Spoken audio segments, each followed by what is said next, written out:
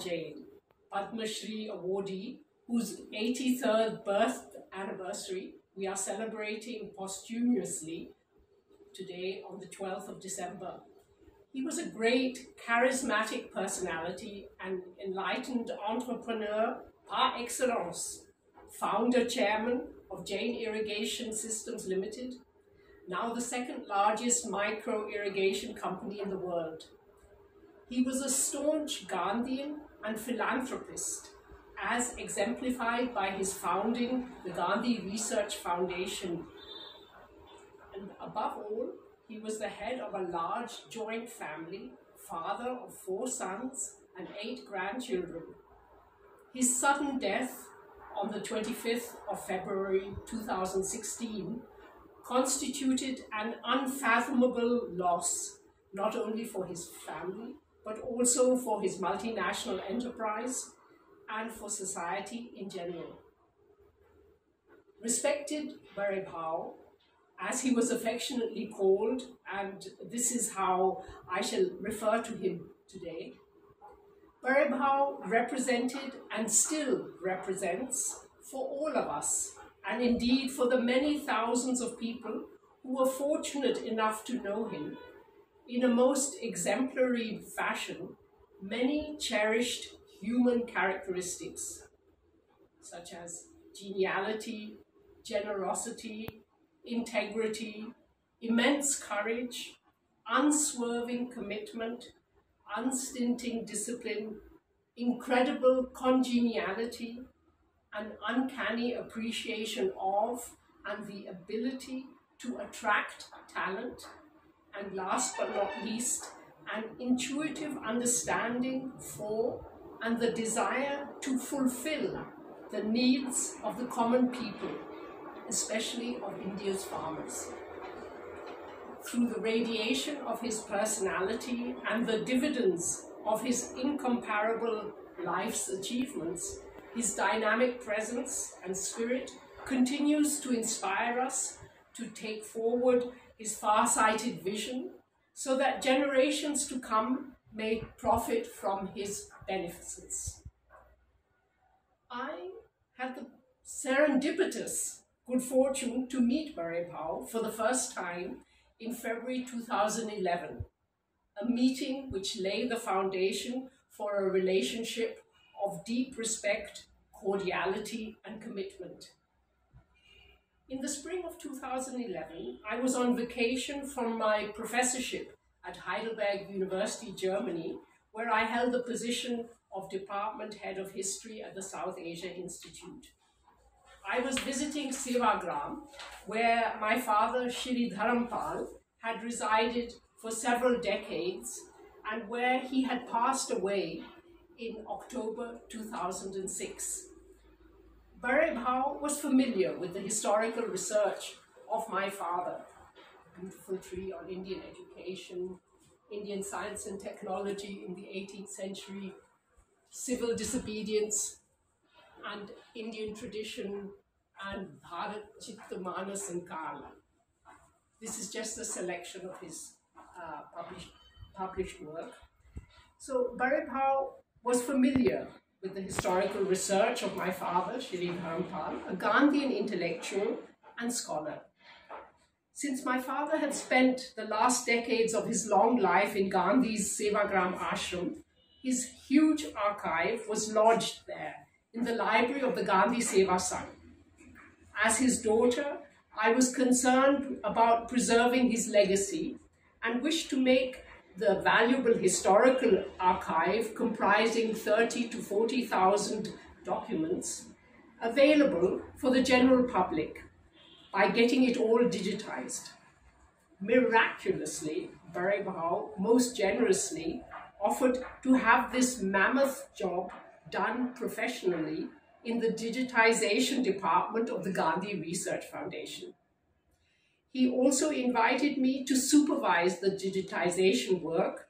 So during my subsequent sabbatical from Heidelberg University, I had the rare privilege to be a scholar in residence from October 2011 to March 2012 at Jain Hills, and to participate in the exciting last stages of Gandhi Tirth's construction, and was honored to be present at its official inauguration under the auspices of the then Indian President Srimati Pratibha Patil on the 25th of March 2012.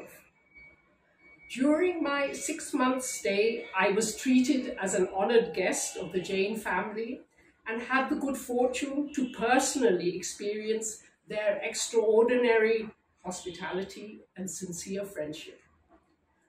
Thus, when Bhavarlal requested me to join the Gandhi Research Foundation as Research Dean, I promised to do so after my retirement from Heidelberg, but on an honorary basis, offering my seva to underscore my gratitude for his magnanimous generosity, and above all, also to support his visionary initiative even after his tragic passing away in February 2016. The Gandhi Research Foundation represents the realization of Bhavarlal's cherished dream. Gandhiji had been his inspirational lodestar throughout his life. So after he had so successfully established Jain Irrigation as one of the leading multinational firms in India, Bhavarlal decided to dedicate himself to preserving the profound legacy of Gandhiji's life, thought and work. He considered it his mission to contribute towards promoting and propagating Gandhiji's cherished values of truth and non-violence among today's youth in India and throughout the world. In his mission statement to mark the inauguration of Gandhi Tirth, the GRF's idyllic and pollution-free campus on the 25th of March 2012, Bhavarlal stated the following. Let me quote his words. Today, every enlightened individual and corporate body is concerned about the youth. The youth is desperately looking for role models. Gandhiji is a timeless, inspirational figure. I trust that posterity will have moments to reflect on his profound yet contemporary message. His teachings must reach every home, not only in India, but all over the world. Gandhiji's message is universal and adaptable. It is with this exalted inspiration from within that an educational and research institution, a monumental multimedia museum dynamically depicting Gandhiji's life and message, a capacious library, and a state-of-the-art archive are being dedicated to the nation and the world beyond. End of quote. Today, 8 years later, striving to realize Bhavarlal's cherished dream, the GRF offers training in community leadership, conducts youth camps on non-violence, and facilitates workshops about conflict transformation and peace building, holds conferences on global concerns such as ecological resilience, gender justice, poverty reduction, and other human rights issues. Ongoing residential research fellowship and student internship programs provide an ideal opportunity for intensive study on Gandhian topics of contemporary relevance. The GRF's Gandhian Values for Sustainable Peace program, in short GVSP, from which 15 lakh students have benefited in the last 12 years, is offered online and offline and enjoys an increasing response with 3 lakh students enrolling last year itself. To commemorate, or rather celebrate, the 150th birth anniversary of Gandhiji and his wife Kasturba, the GRF's initiative Babapu 150 has identified 150 villages across 14 states of India with the aim of empowering villagers towards comprehensive transformation by focusing on 6 thematic areas, namely sustainable agriculture, watershed management, rural entrepreneurship, sanitation, health, and basic education. All in all, as a dynamic and comprehensive center for Gandhian applied research, publishing a monthly magazine in Hindi and English, the GRF aims to inspire the minds, influence and empower the lives of individuals and communities, rural and urban, in India and across the globe, by exemplifying the relevance of Gandhi's vision today. Thereby, we earnestly endeavor to endow Bhavarlal's vision with substance and real meaning. Bhavarlal was truly an extraordinary personality who not only practiced what he preached, but also documented the wide spectrum of his pioneering activities by publishing a whole series of books, to be precise, 22 volumes, in a multilingual format, namely in Marathi, Hindi, English, and Punjabi, to name just the most important languages. To give an idea of his English publications, let me just mention a few seminal titles, such as A Telling Tale about water management and conservation on the Jain campus. Then and Now, a portrayal of the amazing transformation of Jain hills from an arid and barren piece of land into a luscious Arcadian idyll. Then An Entrepreneur Deciphered and The Enlightened Entrepreneur, 2 volumes comprising his lectures, interviews, and articles spread across 3 decades about what constitutes enlightened entrepreneurship. Then on educational matters, focusing on his pedagogic dream project, Anubhuti International School, founded by him in 2007. And last but not least, there are 2 publications in the form of coffee table books, exemplifying his gratitude to society by way of his manifold CSR activities and the official appreciative recognition through his countless awards and accolades received, assembled together in an impressive volume bearing the same title. Pride of place among his publications is occupied by his refreshingly personal and deeply inspirational autobiographical narration of the extraordinary journey embarked upon by an ideal married couple, Kantabai and Bhavarlal, soulmates united for eternity. Ti Ani Me, You and Me, was the original Marathi title, published in 2009. It was an immediate bestseller, enjoying its 3rd edition within a mere 3 months of the book launch, with more than 1 lakh copies sold and giving rise to rave reviews, some of which were published in separate volumes.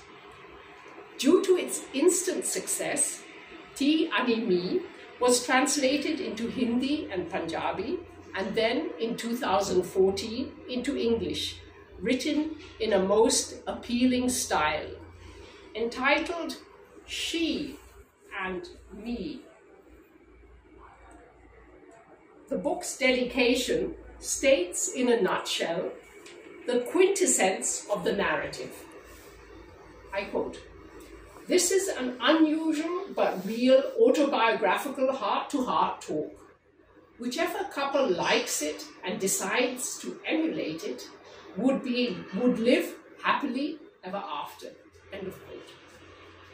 This is a sincere recommendation coming from the eminent author himself, Padma Shri Bhavarlal Jain, one of India's most successful entrepreneurs, who, however, considered it important to share with an interested global readership his inspiring reminiscences about his beloved wife, Kantabai, and their long and eventful life together, 4.5 decades to be precise.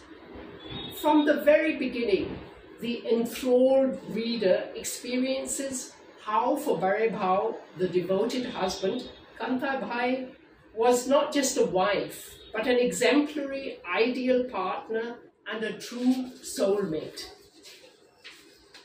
Described as an extraordinary person of highest value or highest virtue, an extraordinary person of highest virtue, Kantabhai is extolled as representing 24-karat gold.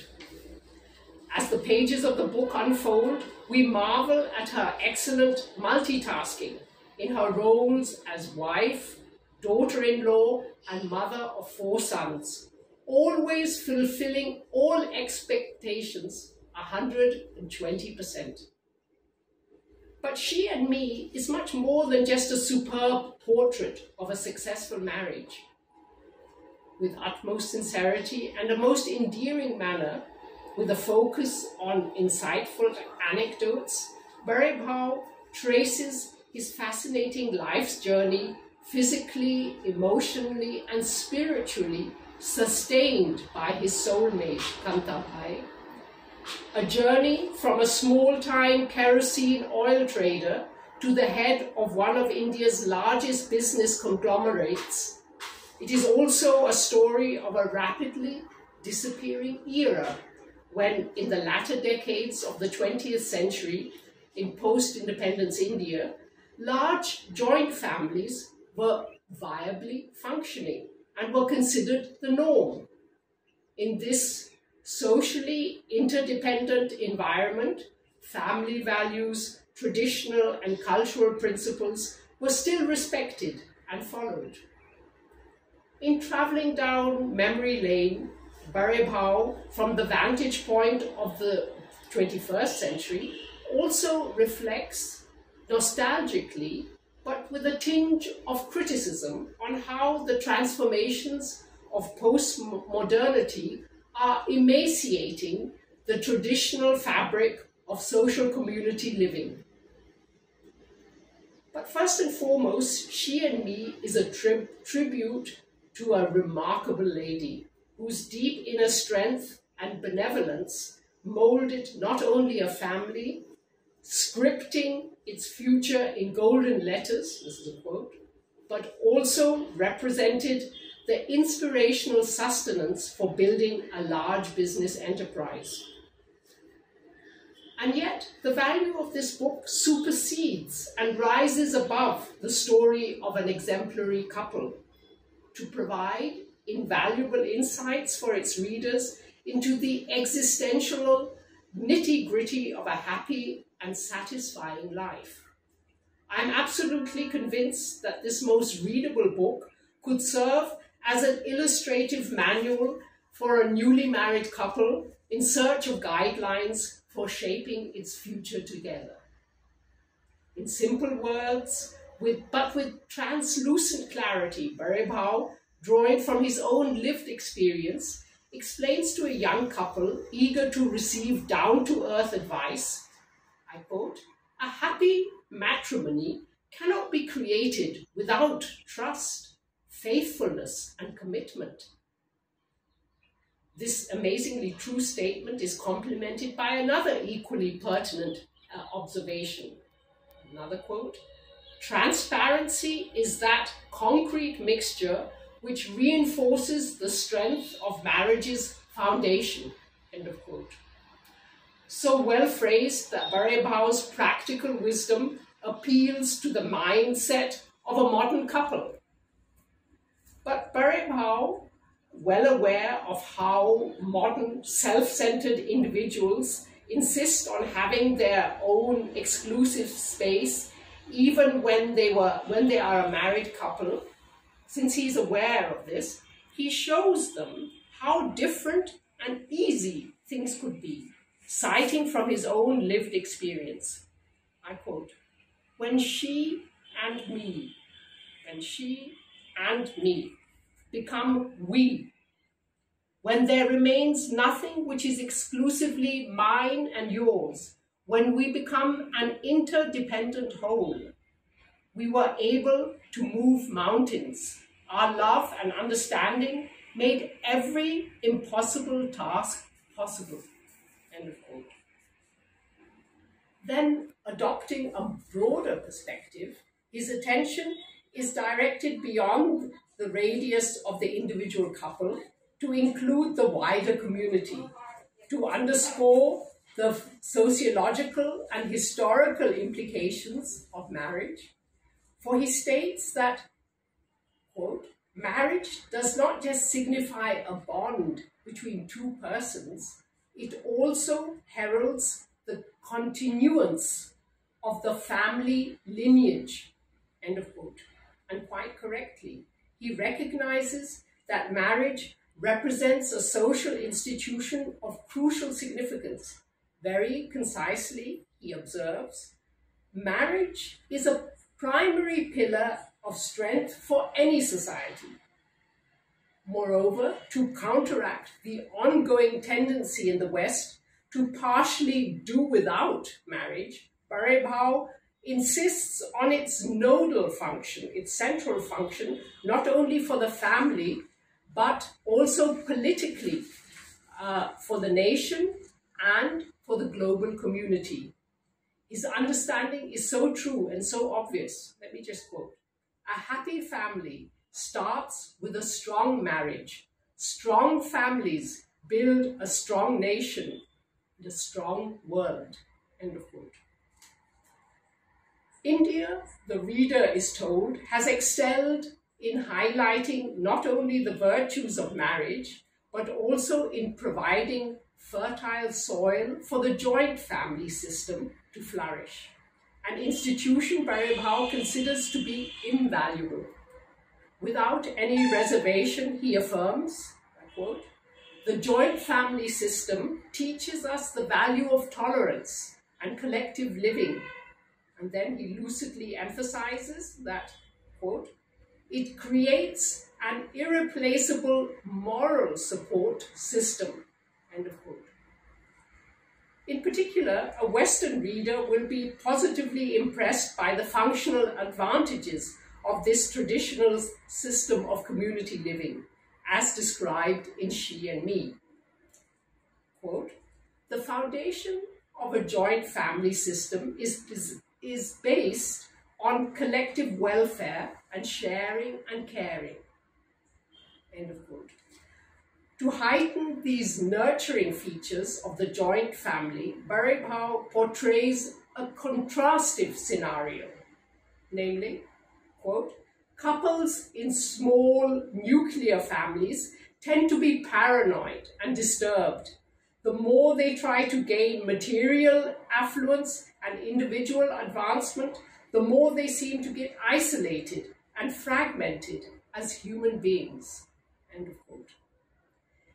Implicitly, the author seems to be appealing to the reader, especially a westernized Indian one, to appreciate the value of his or her traditional roots.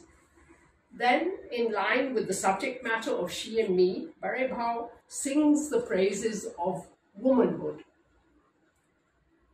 Quote, God has gifted woman with an infinite capacity to love and care, he proclaims. Inspired by the character and conduct of his beloved Kantabhai, Bhavarlal extols, a woman is gifted with infinite amounts of courage, resilience, and endurance. Then he concedes magnanimously, this is a unique privilege that makes woman or women superior to men in many ways. End of quote. Lauding the adaptability of Kantabhai and her enriching contribution to the Jain joint family, Bhavarlal articulates his feelings about the beautifying quality of women's active role in joint families in poetic prose as follows. Like perfume mixes with the air to make the whole atmosphere fragrant. End of quote. And this is because the woman's contribution is by choice not by compulsion, he emphatically adds. As is well known, the crucial hinge welding together a joint family is the new daughter-in-law's relationship with her mother-in-law. For it to develop into a harmonious and productive relationship, Bhavarlal stresses the need for compromise and generosity of heart, to let love replace hurt. It's a quote from him. If confronted with a conflictual scenario, the younger daughter-in-law is called upon to take the initiative in adjusting, and this he explains so candidly by using a metaphor from nature. I quote, "The thick trunk of an aged tree can never bend, only a young plant can." End of quote. Then he underscores the validity of age-old values. I quote, "Elders are great assets to the family. The worth of their experience, wisdom, and pragmatism is beyond measure. Young couples have to acknowledge their presence in the family, treat them with respect, and lovingly care for them." End of quote. And for exercising restraint, tolerance, complemented by respect and affection, the younger generation, he assures, will reap bountiful rewards, thus making the reader aware of the long-term perspective. Quote, "Today's sons and daughters-in-law will be tomorrow's parents-in-law."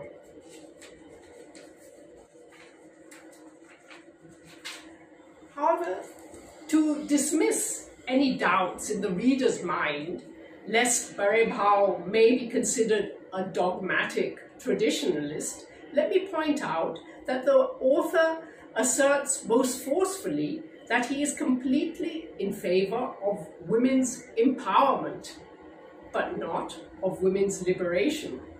For he rhetorically asks, what liberation? From whom? Can women exist without men, or vice versa? Their coexistence is most fundamentally interdependent. End of quote. This understanding does indeed make sense and reflects his real-life experience with his beloved soulmate.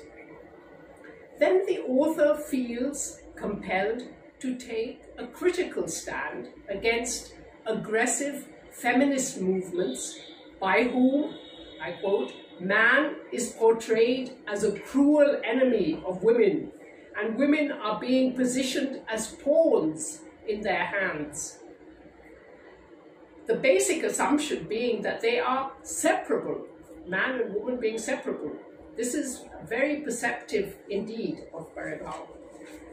But Bhavarlal shows that he is also aware of faults and injustices manifest in Indian society. With great fervor, for instance, he comes to the rescue of the female child and vehemently takes to task India's obsession with the male child.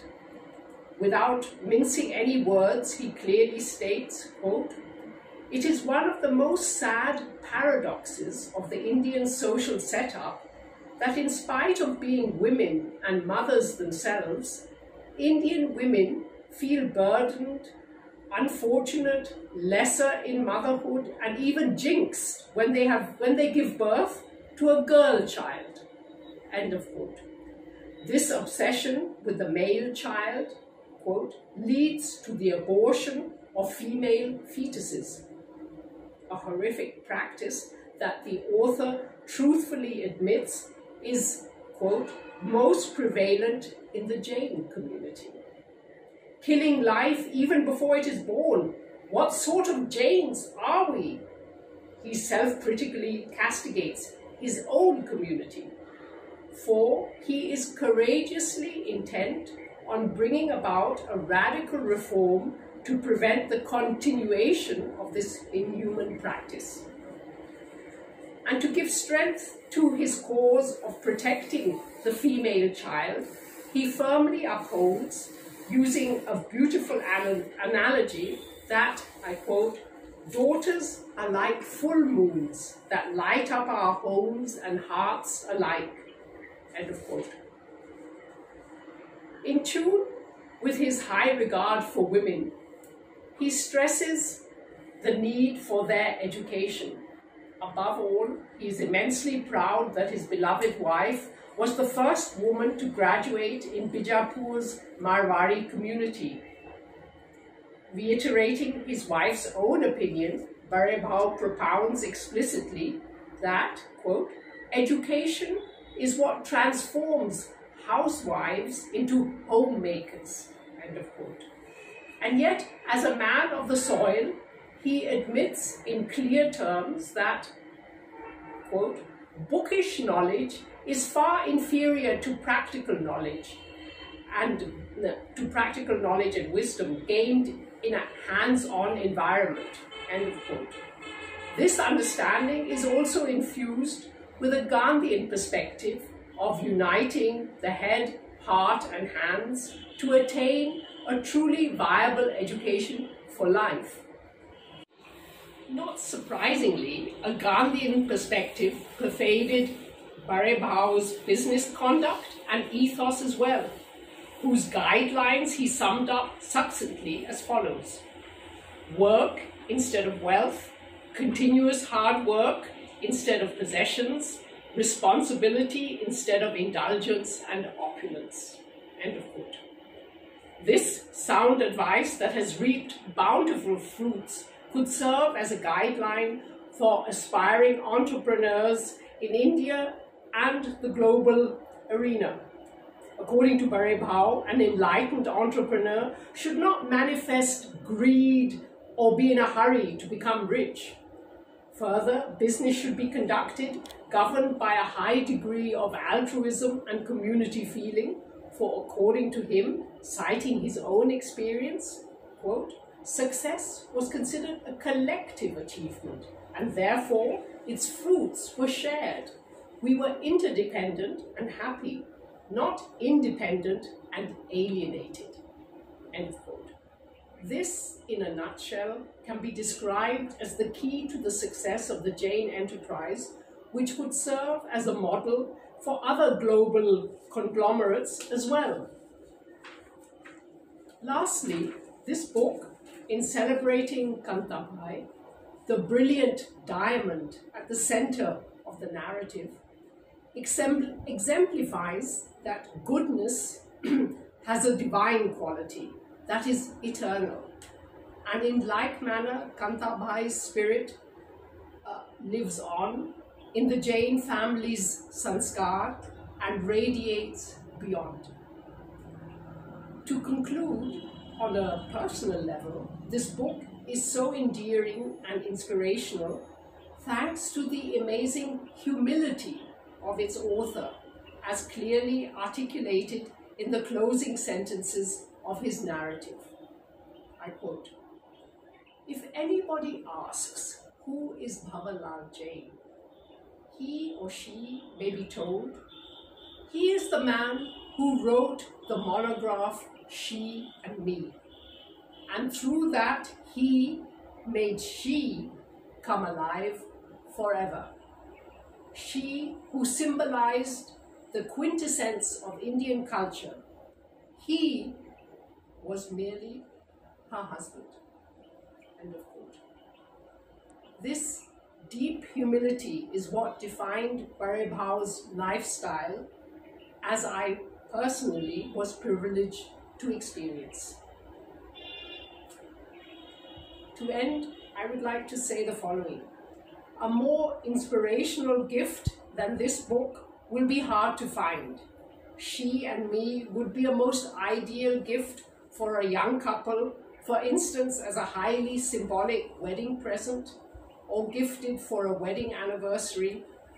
As a life's manual, it could be presented to a young adult as a birthday gift, or to an aspiring entrepreneur to serve as an excellent guide for his or her successful career.